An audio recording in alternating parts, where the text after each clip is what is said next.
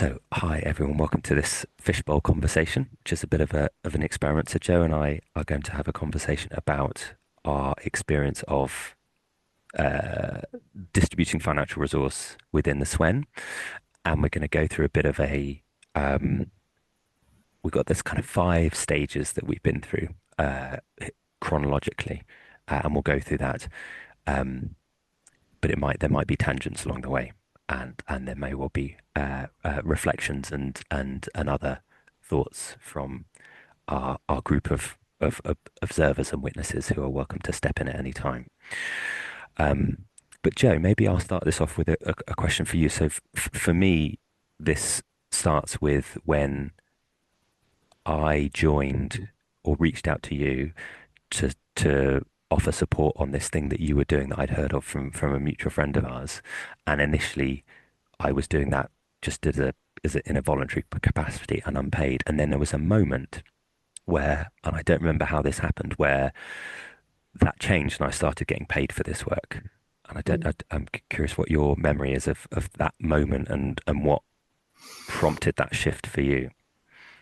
That's a good question because there was a group of us that was sort of meeting, um, that had been meeting for some time to like develop this work together, and I was there sort of in a paid capacity, and then there was someone who was facilitating us, Sonia, who was in a paid capacity, and then there were a couple of other people who came um, in different roles, funder or part of an organisation. And so I guess you were the first person that came kind of in a voluntary capacity. And I can remember in that other group we talked about it a bit and kind of like what does that mean? And there's so much that's like uh, messy about that dynamic. I can remember thinking I don't really know like how to navigate this. There's like the issue of like how people volunteering kind of is naturally self-selecting, so you need to be in a certain position to be volunteering, and there's the ways volunteers can be kind of taken advantage of, and like it's kind of like, well, so I feel like we just muddled. And yeah, um I think um maybe this bit gets edited out of the recording. I have to let go of the fact that it's being recorded. But I can remember, like I said to you a few weeks ago for the first time, I got an email from you saying like, "Oh, I'd love to help," and I was like, "No, thank you. I don't need help from a man working at a university." Like my own like bias, I guess, was just like, "I'm good, thanks." And then you emailed me again. I was like, okay. So we had a call, and then like I met you, and I was like, wow, this person is so great and could really help me. So I guess um, that's when you started kind of volunteering, and you were so like sort of generous. And I remember feeling like a bit anxious as well, of like kind of, well, what's the deal here? Like, what do you want out of this? Kind of, I guess, like capitalism makes it so messy for genuine like relationships to form. And we didn't talk about it. I should have just said to you, like, what do you want out of this? Is this okay? Are you looking for paid work or whatever? And then there just came a natural point where you were giving so much to it that it didn't feel fair that I was getting paid and you weren't. And so when funding came in, the next time basically the funding came in, um, I was like, let's split it 50-50. That just made sense at that point and felt fair. But we didn't talk really about any of that, just sort of happened. And even like, it's coming out of the, what's the phrase, like coming out of the wash or whatever it is, like even a few weeks ago, how I first reacted to you wanting to get involved. Mm. Yeah, it's really interesting to hear that. And I don't remember sending two emails. That feels very unlike me, but I must have been really interested, like really keen. Um, yeah, I definitely didn't come into it wanting to get paid. And I definitely noticed a tension for me of because this felt like this was your thing and the others who were involved in it. And there was a safety in sort of not having that responsibility and actually just being someone who's like, oh, I can just kind of swan in and like do focus on the things that I'm interested in. There was almost something a bit uncomfortable about payment for that because it's like, okay, no, no, now I have like actual responsibilities and accountability. And is that what I actually want here? And yeah, I think I wasn't sure, and what probably one of the reasons why I didn't bring it up, and I mean also general kind of taboo and discomfort around money that I think I've moved a lot further on since then. But yeah, that my memory is it was when I sort of was helping with the planning of what could this thing look like. But then when there was actually right, no, we're going to hold these meetings now. This is then it was right here was a formalized responsibility that I am signing up to help do this thing. And I think that's when the money came in. So it was kind of interesting to notice. And I don't remember whether it was a me feeling like, oh yeah, now this feels appropriate to be paid, or more just a, I guess, kind of an inevitability of I can't keep being involved without moving into that next phase of responsibility. Um, right, I'm just going to bring Natasha in. Can I just say one thing, which is Yeah. just I like there was something really liberating about the fact that you weren't paid and you were able to there I remember noticing like that well, this was what I perceived in you was that you didn't feel a level of responsibility, which I think is what you just said. And so when I was feeling terribly over responsible and anxious and what a funder's going to think about this and da da da, and you brought this kind of perspective, like very light perspective that I found really, really helpful. That was a gift of like you, yeah, not having to hold that paid responsibility. Anyway, yes. Okay. Hi, Natasha. Hi. Yeah, it's been really interesting hearing that because I remember um well I was part of the group that was kind of meeting. And then I remember Joe coming to a meeting and being like, oh, there's somebody called Peter who's been in touch. And I remember Joe asking us all to sort of sit with what our response is and how we feel about inviting this Peter to the next meeting. And and it was a really interesting thing where we sort of felt we were interested by our defensiveness and the fact that we were a group of women almost, actually. That was a thing. I remember being named and wondering, like, yeah, what the intention was behind it. And I'm just also noticing that because you really led with, he wants to sort of support in a voluntary capacity. And I think actually, I'm just noticing that that was probably something that really helped me think, oh, okay, maybe this is very genuine. Um, but yeah, which is interesting. But yeah, it's just something that I that idea of it being unpaid sort of felt like, yeah, somehow that was important to, or showed something genuine. Um, yeah, so just coming in to just notice that.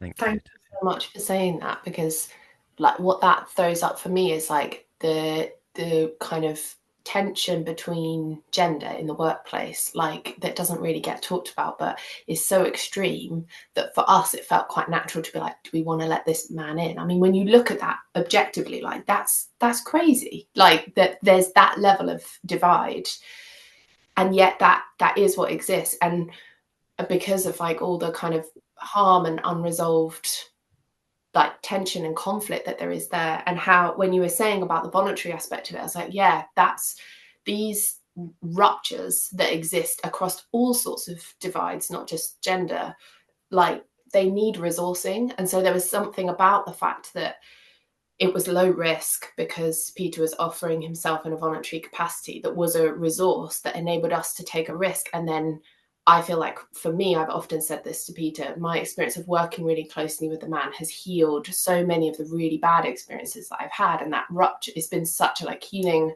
rupture repairing experience in myself. But in order for that to happen, it needed that resource. And that's just the reality of repairing ruptures, is it that it needs resourcing. And I wonder, there's something going on for me as well around like I really hear, but you know what both of you are saying, and Natasha, that is really interesting to get that kind of insight. And at the same time reflect that I was able to do that because of the various privileges that I hold and the fact that I have like a full-time paid job and that also what that means for, someone, whether a man or otherwise, who did have something really genuine to offer and meant it in a really meaningful way, but was not able to offer free support. And this is not, I complete, there's just something, more systemic here. I think that's interesting about how money, the risk associated with money, what that does to how open we can be to those opportunities. And it's, yeah, I guess just um, not something that necessarily any of us need to take personal responsibility for. Because yeah, if someone just came in saying, "Oh, I want you to pay me to do, I want this job, I want you to, you know, I want to offer something, but you have to pay me for it." But it's interesting to really like tease out that tension. What is it about this idea of risk that's mitigated by, oh, well, at least we're not paying him, and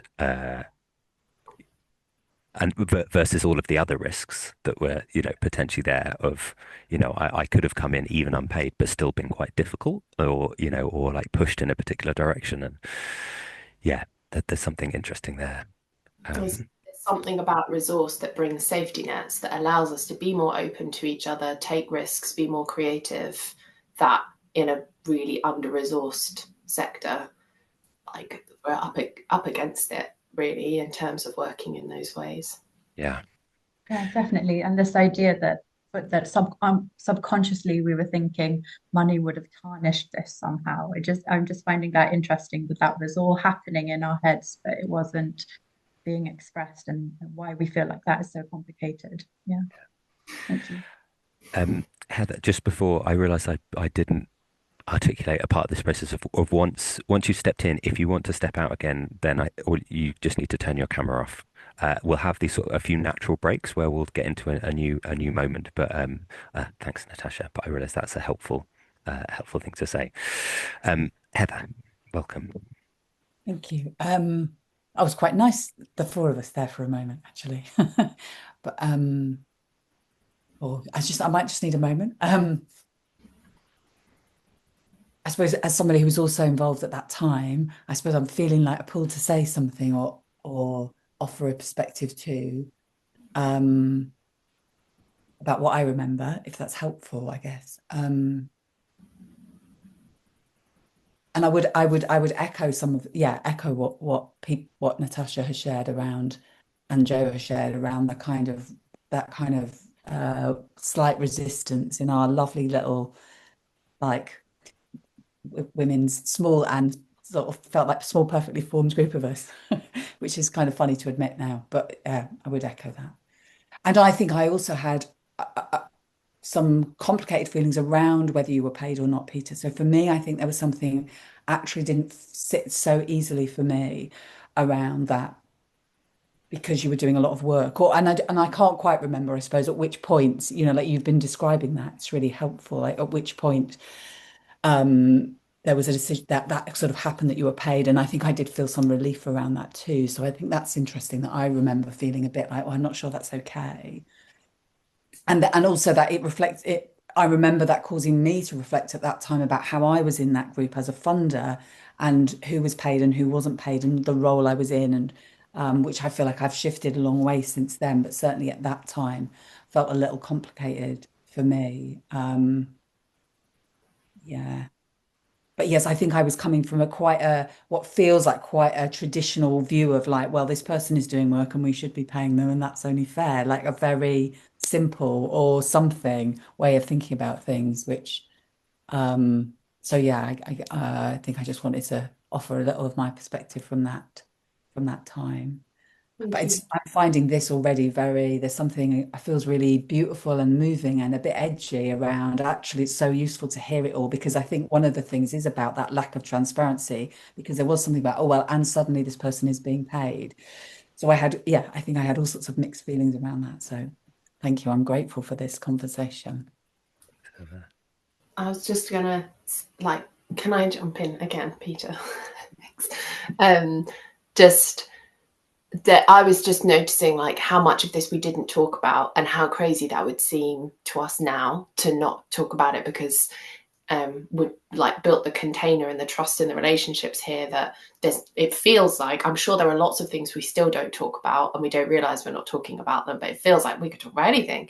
But when you said about, well, like this person is being paid so they should do work, and I'd be interested in what you think of this reflection, whether this feels kind of fair or accurate to you. But for me, I notice in places that are trying to be progressive, there's like a pendulum swing to like, so there's the traditional way of doing it of like, well, like if someone wants to give their time for free, great, and like quite extractive capitalist sort of, that's for a lot of people, that's how you get your in with your career or in with a new job or whatever. And then sort of like a lean to trying to be really fair, trying to like make sure that everyone gets paid for what they do. And I think that was the and maybe this like naturally leads us on to the next part anyway, but that was something that Peter has like unpicked in me over and over again. Like that's the place that I was in. And when we came to discussing what to do with my maternity leave, which is we'll come to, that like, and I was like, well, it's not fair for me to receive more than Peter. We can go into that. And Peter's just like, where is this idea of fairness coming from? Like, what is fair? How could we possibly talk about fairness with, and that's been such an interesting process of like wanting to hold on to that. Like, I want this to be fair. Capitalism isn't fair. Oh, we can't make it fair. So then where are we, and where do we go from here? And then it's like, oh, it's relationship. That's messy. Yeah. Thank you both. Maybe this is a good segue into the sort of the next step. Sorry, Heather. I go. I'll go. Sorry, I'm feeling a bit. I don't know what to do. I'm stopping my video. I'm going. Okay, thanks, Heather. Into the next stage, which is, yes, this thing about maternity leave. And just to reflect on that, so a segue for me is I didn't come in wanting to be paid. And for me, but I was still being resourced by, here's something I'm really interested in, and getting to work with other people who are really passionate about doing some really interesting stuff in that space that I can learn from. And so there's a theme here that I think will come up again of different types of resource that are not financial, and the importance of financially unrecognized value. And I guess, yeah, so that feeds into this question of maternity cover. So as Joe said, we were splitting the money 50-50 initially because just we didn't think about it. That just was, I mean, we probably acknowledged it very briefly, but didn't get into it. And then the first opportunity, or quite explicit opportunity to question that, came when Joe, you were about to step away from maternity leave, and I was going to be holding things that would have been held by you during that time.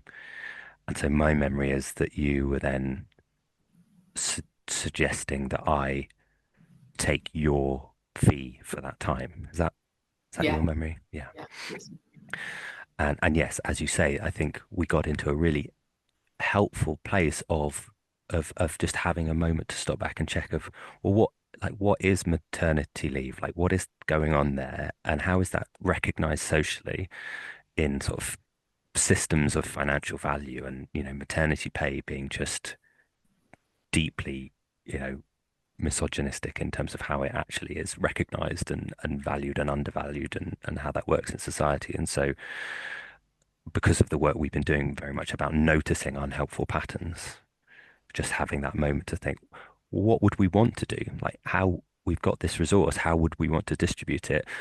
And how do we value, yes, I'll be doing work while you're away, but maternity leave is also work. It's just not recognized in the same way. I can remember my first response, because like it will stick with me forever, when you suggested that I should still receive some pay from this work, of just two things. One, like pride was like, no, I don't need that. Like, I've got this. Like, there was a kind of almost like an inference that I wasn't like financially responsible, was the first reaction I had, that you were sort of suggesting I might somehow be in need. And the reality was that I was, but I didn't want you to know that.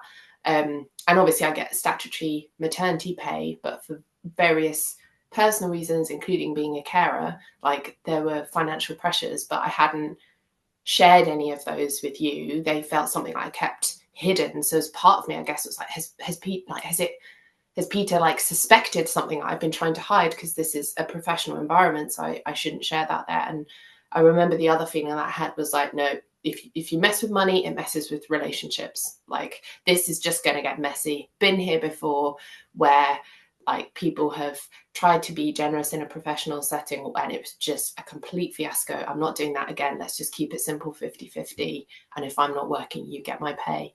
So I can remember that very strong, like, no.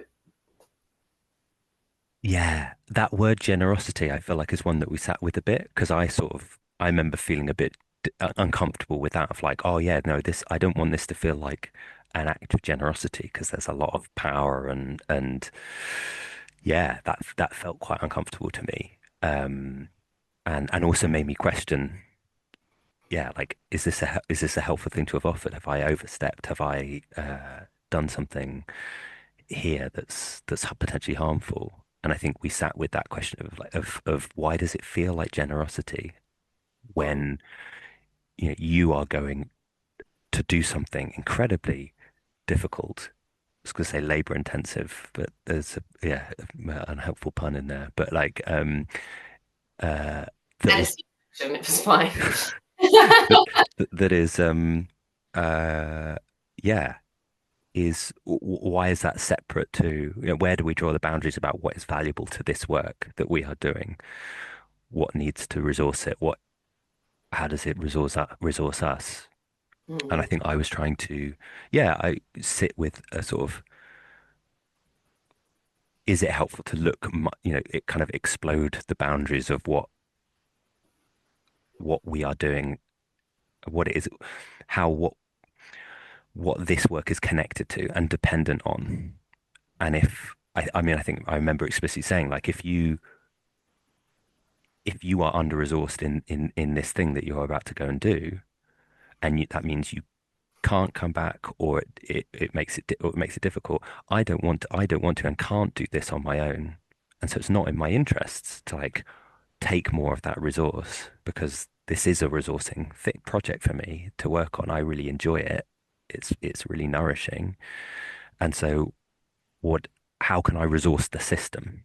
Which at that moment meant, yeah, actually, it's more important to me that we are both resourced in a way that we can continue doing this without it being transactional, and without meaning that, oh well, because you've got this extra money, you have to come back and you have to, it's not at all like that, but just what are the ways we can make that more likely? How do we make the enabling conditions for that to happen more likely?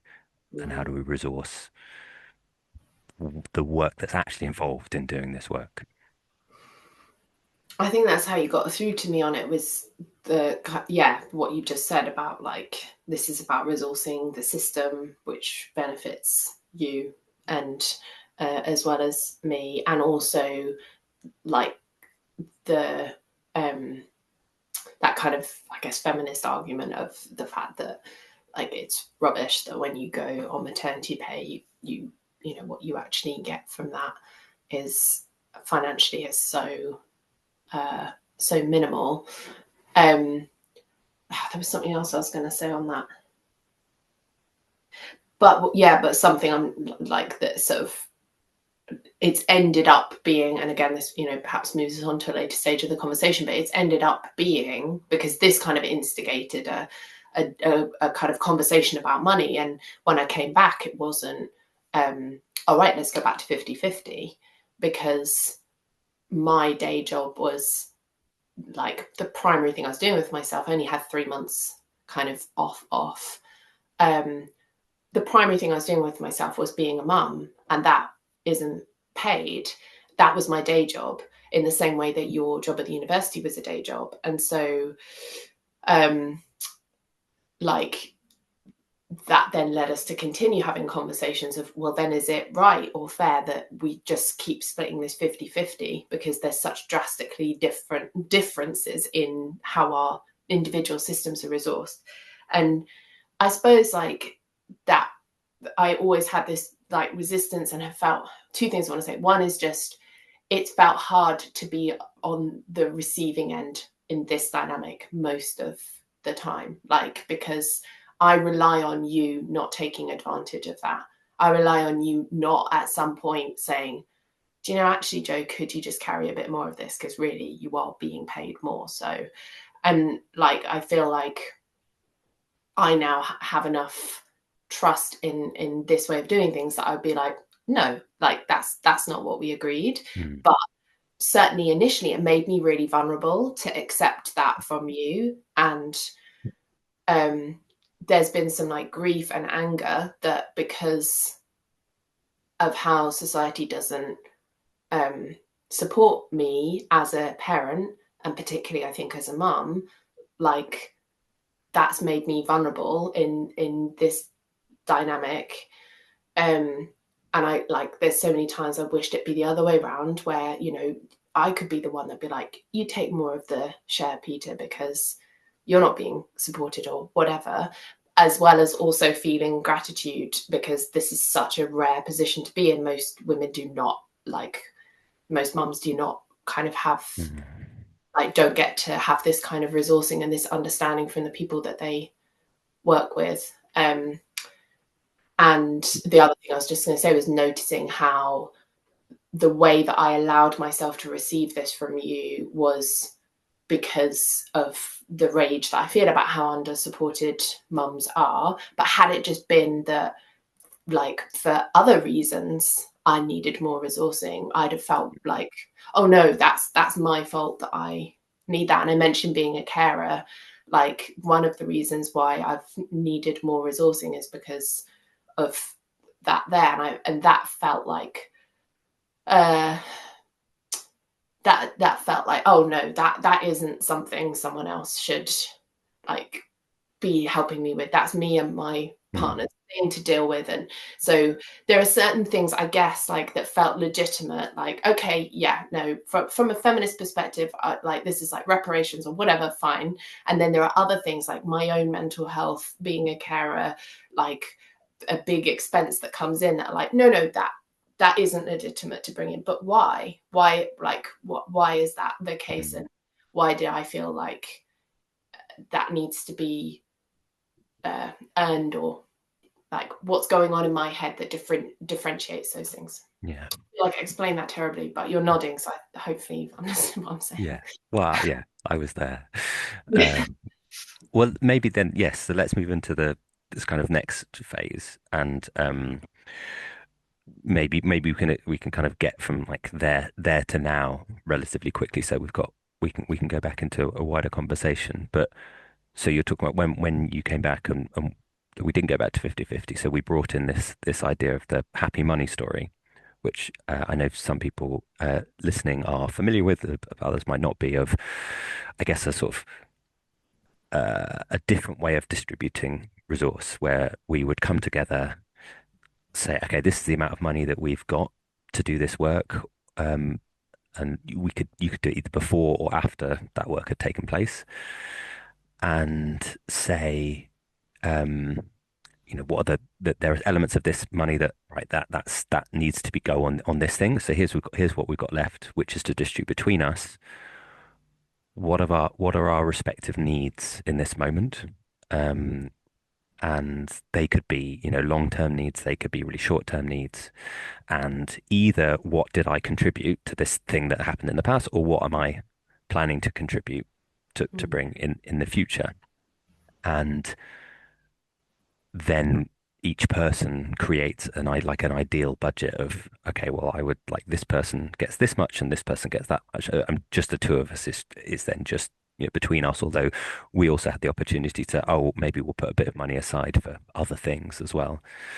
And then you share those two different budgets and kind of notice the similarities and difference between them, and then find a point that everybody involved is happy with, hence the idea of the happy money story. So it not being something that's based on like any preconceived notions of sort of fairness or rightness, but one of, can we find something that we're both happy with? Because if that is working and we're actually bringing ourselves fully to that process, then it's arbitrary, but it's just as arbitrary as any other way of doing it. And it allows us to kind of own that um, arbitrariness, I think. And so, yeah, that's, we've been playing with that for a while. And one of the things that I think we noticed was, well, a couple of things. One of, actually, is it helpful to go through the needs every time because they were generally quite similar? And is it good to be repeating that? And if that is, quite a difficult thing to talk about. And then more recently, almost wanting to take away the like, well, what have I contributed? Because questioning it, well, is that actually relevant? Mm. Is it relevant? Or how relevant do we want it to be? Maybe not, is it relevant, but what role do we want the different contribution that we've given to affect what we get paid? Because many of the factors that influence our needs also influence what we're able to contribute. Um, so yeah, Joe, I'd be interested in kind of your sort of reflections on that process and how we've sort of edited that process as we've gone along. One thing, I hope you don't mind me saying this, but I noticed was you were quite excited about Happy Money's story, and you were like, this is a great way that we do this, and we just get it all out there and we just talk about it all. And I was like, if you have financial trauma, which I do, that is not accessible. And we had to kind of work through that a little bit of like, this might be fun for you, but it is not fun for me. And and that's where some of those questions came up of like, is it helpful to do this every time? Because it was a healing experience for me to be able to talk openly about money, and it was sometimes emotional and all of that, but it wasn't helpful to just keep doing it again and again. So that was something that we had to navigate, and kind of again just brings up that thing that like of that pendulum swing of like, when there's a traditional way of doing it, and we're going to do it really differently, we're going to talk about it and get it all out in the open. It's like finding that middle way of like, actually sometimes trying to do it really differently just causes different harms, new harms. And so we had to find our way through with that. And maybe you could speak now because I've lost my train of thought. um, yeah, and that was really helpful for me because as well, I was coming at it from a different perspective, of one of, I'm really comfortable here. This is a really interesting like governance thing that is almost not like esoteric, but like, or intangible, but felt like I felt pretty comfortable with whatever the outcome might be. Mm. And that is not the same experience that everybody is going to have. And so, yeah, I did come at it was really, yeah, really helpful to have that kind of, yeah, this is interesting in some ways, but it's not necessarily like solved everything. It creates other things that actually having a really fixed way of doing money allows us to avoid that trauma having to be surfaced each and every time. And yeah, the traditional way of doing things might not be ideal, but there's also reasons why it does work and is used in some ways. And then so we sort of started to then think about, well, what if we just didn't do that and instead we just let's pick a rate? Would that be better? Would it be helpful if, say, we had like, I get X% of whatever we bring in and you get Y%, and that's just it. Like, and it was really interesting to kind of think, is, yeah, that like feels again like a bit arbitrary, but then I guess, yeah, there's no perfect way to do this, and that there's something about that, yeah, again, that idea of like reclaiming, this is what makes sense for us. We're like finding the best way through this. And that was, I feel like we've sort of been pushing that a little bit, and have sort of maybe moved away from Happy Money Story now, but sort of tried to keep the elements of that felt helpful and nourishing. Mm. Yeah, definitely. And I think it's just embracing the fact that it's imperfect, because however much like our little ecosystem between us might be trying to get this right, we exist within a wide Mm, system. And the kind of money that we're talking about is quite minimal as well for both of us. So although it does make a tangible difference for me to receive a higher percentage, like it's also in a lot of ways symbolic. mm, Um, and so there's it's having to let go, I guess, of that ego thing of like wanting to get it perfect, and just embracing the fact that there is no way of getting it perfect. We're just trying to figure out like what's right for us at this mm, moment in time. Um, and that feels like something that isn't very, like, that's quite taboo in kind of mainstream working practices, of really acknowledging how imperfect whatever way we choose to do it is. There's a sort of drive to, for fairness, and to make sure that it's watertight and we can justify it and we're getting it right. And it's like, as soon as you look out beyond that little system, whether that's that individual's pay grade to the wider organization, or then to the sector, or then to the world, it's like going to get messy. Um, the other thing it was making me think about was, because the theme of gender has been here in this conversation, is like it caused us to think about different types of labor, and the fact that like we might do the same hours, for example, but like there was some, because I was sort of the source of this thing, there were ways in which I was like holding like emotional labor that you weren't. And so wanting to recognize again, like it's not just about hours or even responsibility. There's something else that even emotional labor doesn't cover, that was really important. Hello, Sarah. Had you finished that thought? Because that Yeah. was really lovely. Um, oh, just appreciating this beautiful conversation.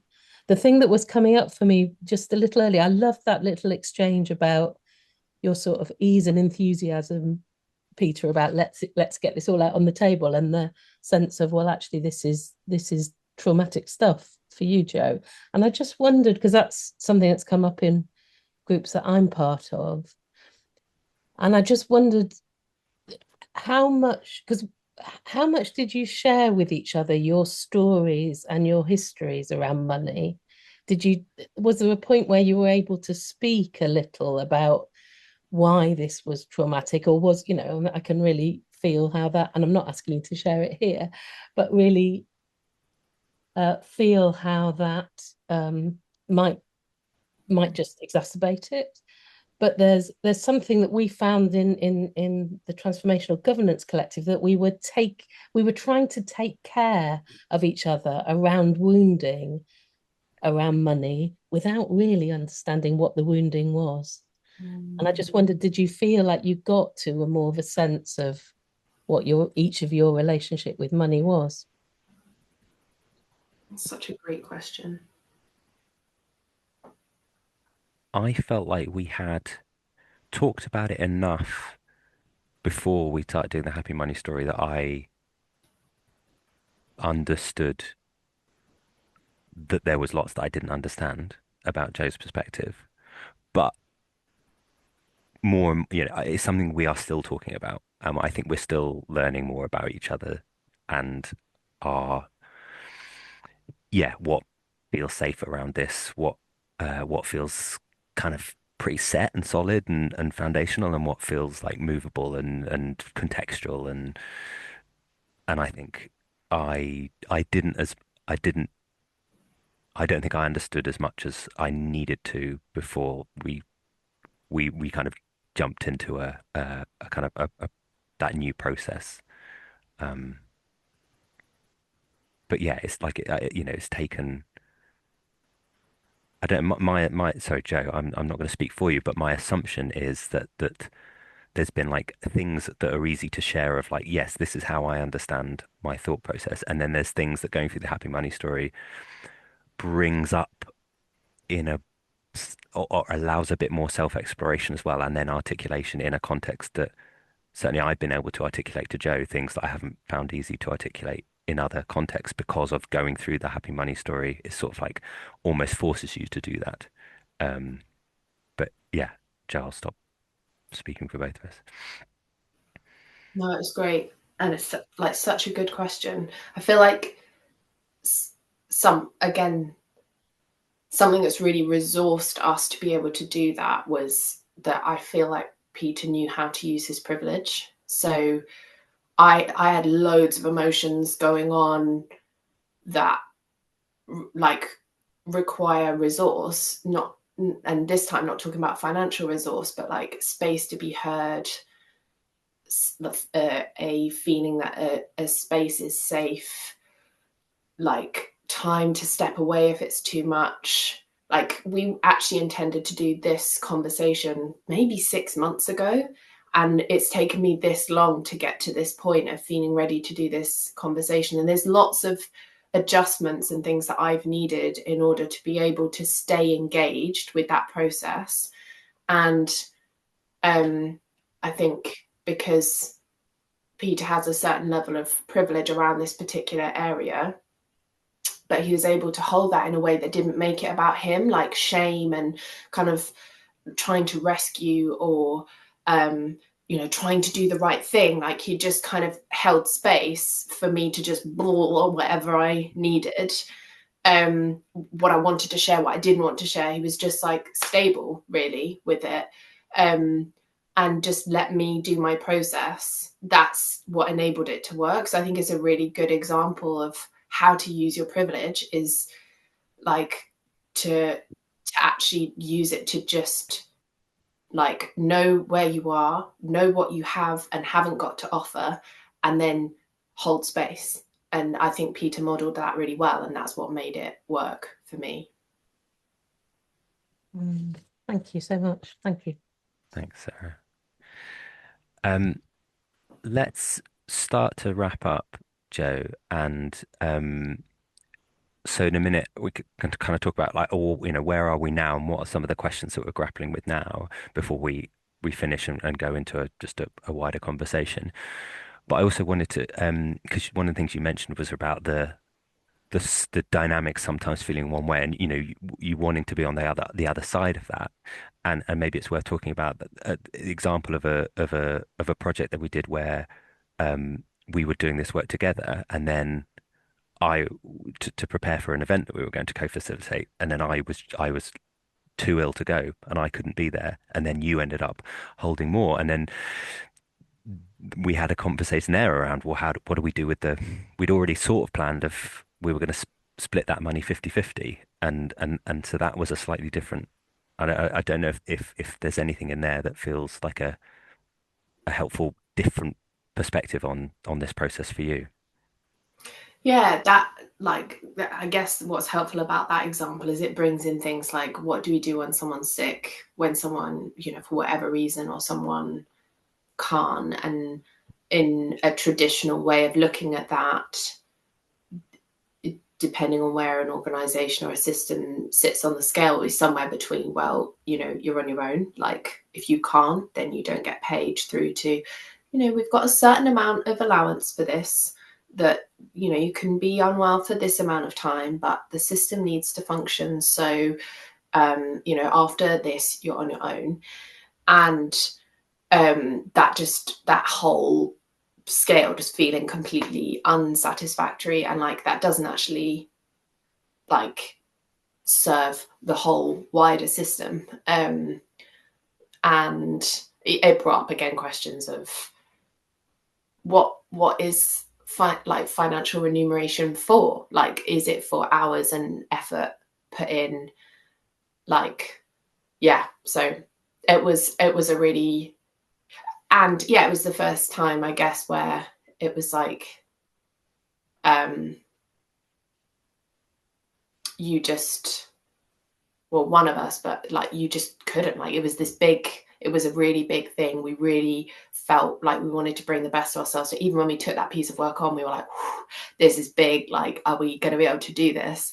And it was like 2 days before the start, and you rang me and were like, there's just no way. And I can remember thinking,